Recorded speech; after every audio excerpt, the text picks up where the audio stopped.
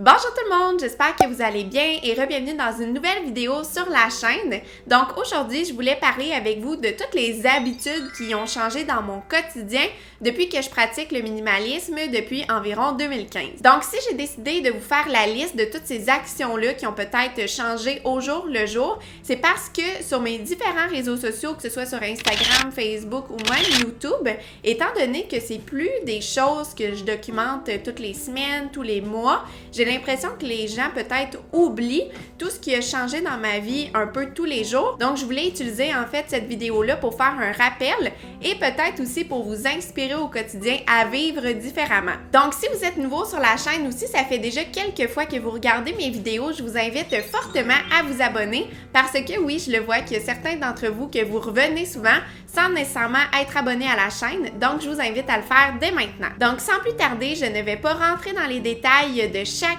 point précisément, mais par contre, je vais vous faire une liste non exhaustive de toutes mes habitudes qui ont changé au quotidien depuis que je pratique le minimalisme depuis 2015. Donc, la première chose que je fais depuis que je pratique le minimalisme, la frugalité et la simplicité, c'est que lorsque je m'en vais faire de la route, soit pendant 1 heure et demie ou peut-être plus, je me fais mon propre café à emporter chez moi à la maison et aussi je m'assure toujours d'apporter une collation ou un lunch à manger sur la route. Maintenant, je suis plus consciencieuse par rapport à mes dépenses et par rapport à mes achats versus avant lorsque je faisais des achats impulsifs. Avant d'acheter quelque chose de nouveau, je regarde toujours s'il n'y aurait pas une alternative avec des choses que j'ai déjà chez moi pour réaliser quelque chose. Donc, le meilleur exemple que j'ai, c'était pour étendre mes serviettes une fois sorties de la douche. J'ai regardé qu'est-ce que j'avais à la maison qui pouvait servir pour faire sécher les serviettes entre les utilisations. Et maintenant, j'utilise en fait des cintres. C'est super pratique, c'est idéal pour ma petite salle de bain aussi. Et ça permet de faire sécher les serviettes sans avoir dépensé pour un rack à serviettes. Maintenant, je cuisine tous mes restants dans le fond de mon frigo et je m'assure de faire vraiment une très bonne gestion des aliments que j'ai déjà pour éviter le gaspillage alimentaire, mais aussi pour éviter de gaspiller de l'argent tout simplement. Concernant les livres, pendant longtemps, je les ai empruntés à la bibliothèque municipale ou sinon, lorsque je fais le choix d'acheter un livre, souvent je vais le donner au suivant après l'avoir lu.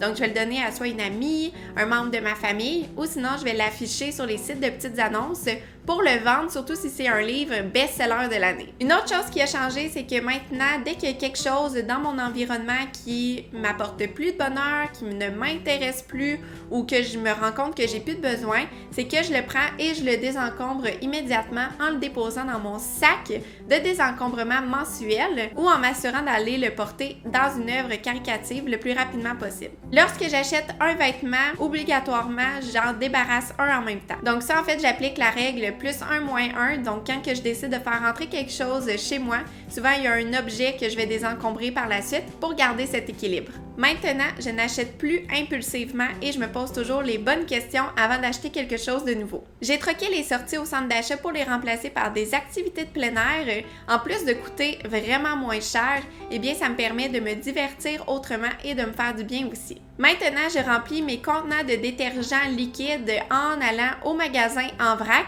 Donc ça, c'est autant valide pour le savon à lessive et le savon à vaisselle plus particulièrement. Depuis 2015, j'utilise des produits d'hygiène féminine qui sont plus éco-responsables et ça permet de diminuer le nombre de déchets produits par mois de manière considérable. Maintenant, je n'achète plus les gros formats à l'épicerie ou dans les magasins de style entrepôt parce que plus qu'on achète de grandes quantités, plus qu'on va être porté à surconsommer et à peut-être manger des aliments de manière plus fréquente, alors que si on avait en plus petite quantité ou en plus petite portion, eh bien peut-être on n'en aurait pas mangé autant. Maintenant, j'essaie au maximum d'user mes chaussures avant d'en acheter des nouvelles. Ça, c'est vraiment dans une optique en fait de rentabiliser mes achats et d'éviter la surconsommation. Une nouvelle chose que je fais depuis quelques années maintenant, c'est de composter tous mes restants de table et ça permet de faire beaucoup moins de pollution. Quelque chose qui a changé dans la salle de bain, c'est que maintenant j'utilise des tampons démaquillants réutilisables plutôt que leur alternative à utilisation unique. Concernant le rideau de douche, avant j'avais une doublure de plastique ainsi que mon rideau de douche plus en tissu et la doublure de plastique, je la remplaçais environ tous les 6 mois à 1 an. Donc ça faisait beaucoup de plastique gaspillé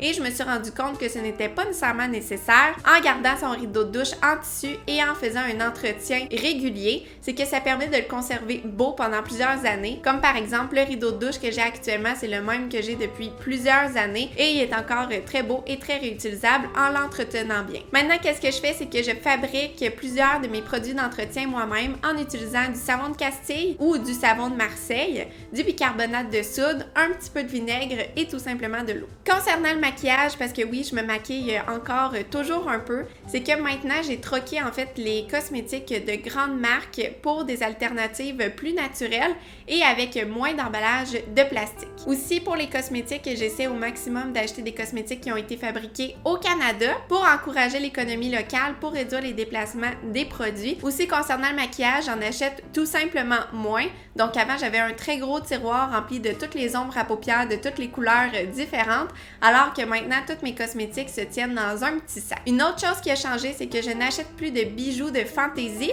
Donc maintenant, les bijoux que j'achète, c'est des bijoux qui sont en or ou plaqué or et qui vont me durer longtemps et plusieurs années et qui vont rester beaux, peu importe le nombre de fois que je vais les porter. Depuis 2015, j'ai considérablement réduit le nombre d'articles de mode fast fashion que j'achète et mon objectif, c'est d'avoir à 50% une garde-robe éco-responsable en choisissant principalement des produits fabriqués au Québec, au Canada, avec des matières durables ou en achetant seconde main. Maintenant, les cadeaux que j'offre, c'est des cadeaux qui sont consommables, qui sont durables, qui sont pratiques ou encore des expériences, plutôt que des objets qui ne seront peut-être pas utiles à la personne à qui je les offre. Maintenant, je priorise la qualité plutôt que la quantité. Je ne suis plus tentée par les dernières technologies qui peuvent être apparues sur le marché. Donc maintenant, je me contente de ce que j'ai et surtout, j'achète des articles de qualité qui vont me durer plusieurs années pour justement éviter de les remplacer à toutes les 2 ans. Maintenant, je fais mes entraînements à la maison plutôt que de payer pour un abonnement pour le gym et surtout, ça me permet d'économiser du temps parce que je n'ai pas à me déplacer et surtout, ça me permet d'économiser des sommes considérables tous les mois. Durant les 5 dernières années, j'ai troqué les essuie-tout à utilisation unique pour des torchons lavables et pour vrai, ce changement-là, c'est super bien impliqué dans mon quotidien. J'ai pratiquement pas vu la différence. Maintenant, je n'utilise plus une tonne de produits différents pour me préparer le matin. Avant, j'en utilisais énormément. J'avais une tonne de bouteilles. Donc maintenant, je me contente vraiment de quelques produits de qualité que j'aime, que je sais qu'ils me font bien. Puis dans le fond, je garde ma routine de soins super simple. La même chose pour les cheveux. Donc avant, j'avais une multitude de produits pour mes cheveux et puis maintenant, je m'en tiens vraiment qu'au shampoing et un bon revitalisant. Pour les bougies, maintenant, je les fabrique moi-même à partir de copeaux de cire de soya que je peux ajouter des huiles essentielles au besoin ou j'en achète d'entreprises locales. Maintenant, je termine toujours les produits que j'ai avant d'en acheter des neufs. Donc ça, c'est autant applicable pour la nourriture, pour les produits d'hygiène personnelle et autres. Ensuite, j'apporte toujours ma bouteille d'eau avec moi partout où je vais et ça me permet vraiment d'éviter d'être tentée d'acheter des bouteilles d'eau tout simplement parce que j'ai oublié ma bouteille à la maison. Maintenant, je décore avec les articles que j'ai déjà à la maison alors qu'avant, j'étais portée à acheter les articles de décoration selon les dernières tendances, les dernières modes. Je les exposais fièrement pendant peut-être 6 mois et j'étais déjà tannée de les avoir autour de moi. Une autre chose que je fais depuis les 5 dernières années, c'est que concernant mon cellulaire, je l'utilise vraiment jusqu'à sa fin de vie, alors qu'avant, je le renouvelais tous les 2 ans en même temps que mon contrat. Maintenant, je n'écoute plus le câble télévisé, en plus d'être exposée à vraiment énormément de pubs.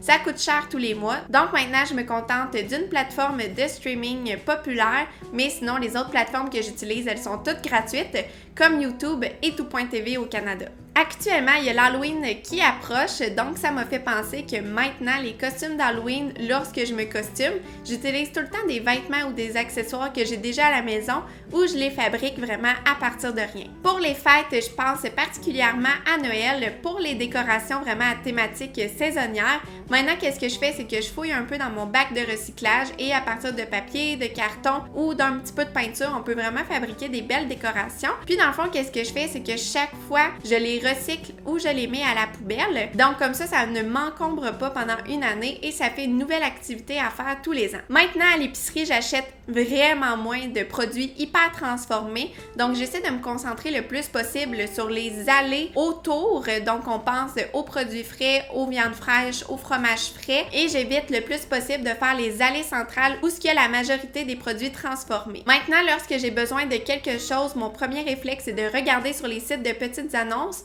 pour voir s'il n'y aurait pas ce que je cherche. Maintenant, je ne suis plus gênée de dire non et de refuser lorsque quelqu'un veut me donner un article dont il veut se désencombrer et que même moi, je ne trouve pas l'utilité pour ce produit. Quand on est dans une démarche de minimalisme, c'est important de reconnaître quand on n'a pas besoin de quelque chose et aussi c'est important de savoir refuser pour justement ne pas s'encombrer de quelque chose inutilement. Maintenant, je magasine seulement lorsque j'ai besoin vraiment de quelque chose. Une autre chose que j'ai arrêté de faire depuis ces 5 dernières années, c'est que je vais plus dans des restaurants de type fast-food simplement pour aller me chercher une boisson glacée sucrée. Ça, c'est quelque chose de gros quand même parce que je pouvais le faire jusqu'à 5 fois par semaine avant 2015. Donc en plus d'être très sucré et d'être mauvais pour la santé, c'était un mauvais réflexe qui coûtait vraiment très cher parce qu'on parle d'environ de 3 à 5 $ par boisson. Donc jusqu'à 5 fois par semaine, ça fait de très gros montants au bout d'une année.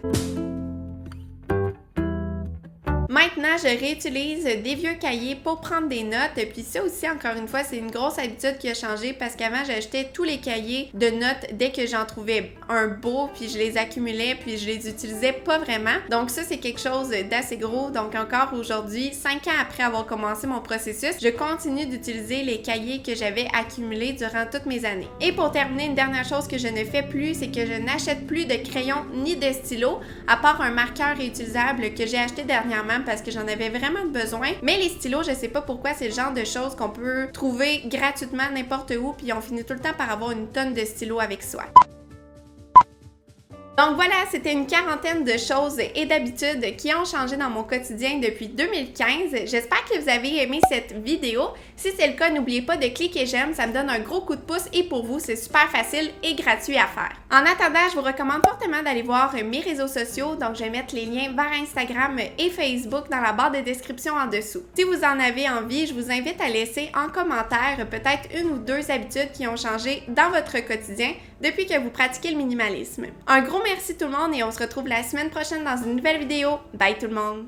Mon nouveau livre « Vivre avec moins pour faire place à l'essentiel » est maintenant disponible en librairie au Québec et en France. Jetez-y un œil, je vais mettre un lien dans la barre de description en dessous.